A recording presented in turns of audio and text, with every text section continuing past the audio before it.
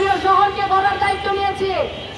আমরা খেয়াল রাখবো কোনো প্রকার উস্কানিমূলক আচরণ আমরা করব না, এবং কেউ যদি কোনো প্রকার উস্কানি দেওয়ার চেষ্টা করে আমরা সেই পদে পা দেব না। আবারও বলছি, আমরা শান্তিপূর্ণভাবে আমাদের কর্মসূচি পালন করব।